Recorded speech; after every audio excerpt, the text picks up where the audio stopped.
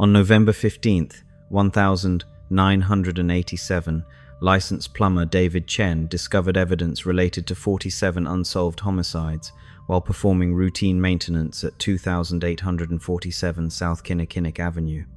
The evidence consisted of audio recordings that remain unexplained despite exhaustive investigation. Subject Chen cooperated fully with authorities. Polygraph examinations were passed. Alibis were verified for 31 of 47 incidents. No charges were filed. The Milwaukee Police Department maintains that David Chen was not involved in any criminal activity. This file remains open. The call came in around 10 that Saturday morning. Standard leak repair. Mrs. Kowalski's duplex on the south side. I loaded my van and headed over. November had come early that year. Grey snow already lined the curbs. Mrs. Kowalski met me at the door wearing 3 sweaters. She talked the entire way down to the basement about how her husband built this place in 1952 and never had a single problem until now. The leak was obvious. Corroded joint in the copper piping. Original to the house. I told her 2 hours, maybe 3. She went back upstairs. I had to move the water heater to access the pipe. When I pulled it away from the wall, something fell. There was a gap in the concrete blocks. Someone had removed 3 blocks and created a space behind them. Inside was a Samsonite briefcase, the old hard-shell kind from the 70s. I should have left it alone. But you find strange things in basements. Usually nothing important, sometimes old coins. Once I found $8,000 in coffee cans. The briefcase wasn't locked. Inside were cassette tapes, dozens of them, each labeled with a date going back to 1983, organized in a shoebox, numbered 1 through 47. There was also a portable Panasonic cassette player with silver buttons. I put in tape number 1. The date read March 15th, 1983. It was my voice. Not someone who sounded like me. My voice, absolutely, definitely. But in 1983, I was 19 years old, living in Seattle with my parents. I didn't move to Milwaukee until 1985. On the tape, my voice described a house. 1247 Riverside Drive, blue colonial with white trim.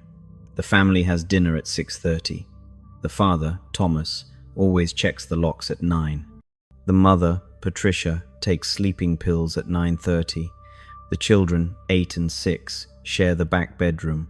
My voice continued. The house layout, the family's routine, where they kept spare keys, which windows didn't lock properly. Then it described how someone could enter the house and kill them all without anyone hearing. I sat there on the concrete floor, cold seeping through my jeans, listening to myself describe a murder I never planned. I checked the Milwaukee Journal later. On March 22nd, 1983, a family was killed at 1247 Riverside Drive. Thomas and Patricia Brennan and their 2 children. The killer was never caught. I played tape number 2. April 9th, 1983, my voice again. Another house, another family, the Washingtons on Oklahoma Avenue. I knew that case. It had been in the papers. By tape 5, my hands were shaking. Every tape was the same. My voice describing murders that actually happened, recorded days before they occurred. But I had proof I wasn't in Milwaukee. Pay stubs from my job at a Seattle auto shop. Photos from my 21st birthday party in Portland in 1985. I called in sick and took the briefcase home. Linda was visiting her sister in Chicago. I had the house to myself. I sat at our kitchen table and listened to all 47 tapes. The murders spanned from 1983 to October 1987. Some I remembered from the news, others I looked up at the library the next day. Every single one was real, every detail matched police reports. But tape 47 was different. The date read November 15th, 1987. That day, the day I found the tapes, my voice on the recording sounded tired, older, like me now, not like the younger voice on the earlier tapes. "David," my voice said, "if you're listening to this, you've been in the Kowalski basement, probably around 11.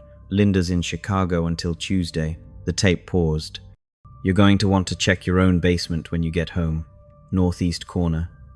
Under the workbench, there's something you need to see. My voice described my house, where I kept my spare key, how the bedroom door creaked if you opened it past halfway, which stairs to skip to avoid noise. Details only I would know. Then my voice described a body in my basement, a woman named Jennifer Marsh, how she'd been there for 3 days, how I'd need to dispose of it after dark in the same spot I'd used before.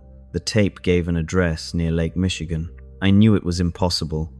I'd been home all week. I'd been in my basement yesterday fixing the washing machine. I went straight to the northeast corner, under my workbench, where I keep paint cans and old tools. There was fresh concrete, a patch about 6 feet by 3 feet, darker than the rest of the floor, still slightly damp. I got a sledgehammer from my truck. Linda would be furious about the mess. The concrete was only 2 inches thick. Underneath was plastic sheeting. Under the plastic was a woman, late 20s, brown hair, Northwestern University sweatshirt.